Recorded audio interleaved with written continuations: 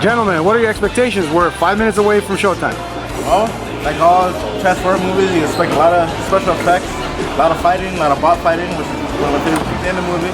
Big old giant robots trying to smash your faces. So that's my expectation.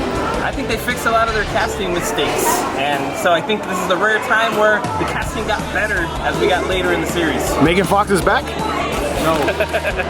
Shia LaBeouf is gone. That would have been a mistake right there.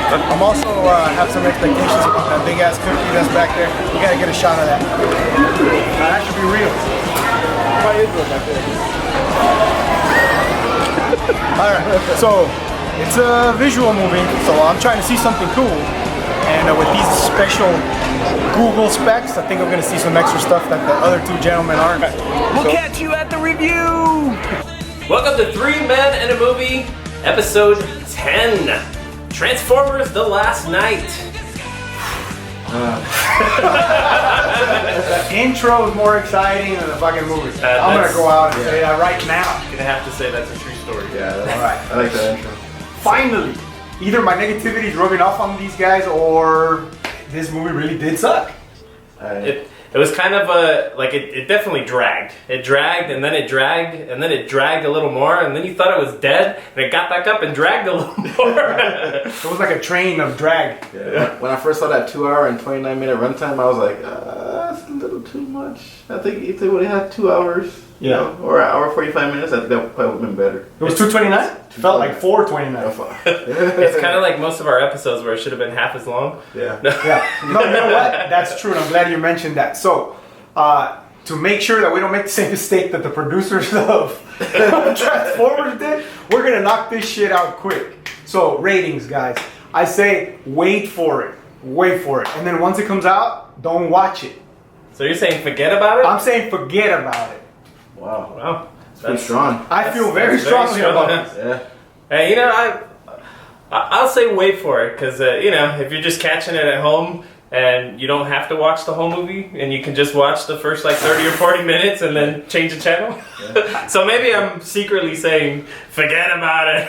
Go out on the limb, man. That's a lot of all right, forget about it. benefit of the doubt crap. Just go for it. Well, just like I say, if you like robots crushing to his face, it's a good movie. But I'll say wait for it for the $5 movie. So, you know, pay $5 because or the $2 movie, maybe. Or $2 just so you can have that sound. You know, because none of these theater sound with all those sound effects and special effects. You know, it's kind of cool to see it on a big screen.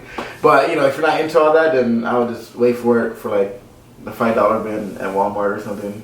Yeah, I agree. Yeah. It won't because it's gonna make a lot of like. It's gonna make a ton of money. It started yesterday. Now today's Wednesday. It started. I think I was reading they're estimating like 60 or 70 million or something this weekend. Yeah, and it is a summer blockbuster movie. Yeah. There's no question about it. That's what it is, and it's gonna make tons of cash. And people applauded at the end of it. Byron wasn't there anymore. He got off applauding at the end, and it was awkward because Raul and I were like, "Why? Did they all just watch the same movie?" Or Yeah. It was like they were up and they're like, "Oh yeah!" Like, what? Are you clapping that it's over? I think that's what's happening. I think that's what happened. I saw like the majority of it. I think I left right before it started dragging some more. But before I left, I thought it was like they were getting to the, you know, they're about to do some stuff, you know. But after hearing these guys, I guess there was still a whole movie after that. Byron had to go. He had to go. Yeah. And when you got up, I guess you went to the bathroom. When he left, I was like, I guess it's one man in a movie. One man in 4 movies. That's what it felt like. On that topic, real quick, the movie felt like it was 4 or 5 different genres tried to squeeze real tightly into those 3 hours or whatever it was long.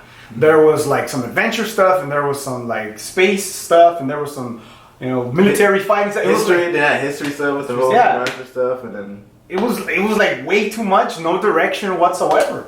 Mm. You know, I thought our episodes didn't have structure. That shit had no structure. Yeah. That's kind of like typical Michael Bay. Thank you for making us feel structured. Yeah.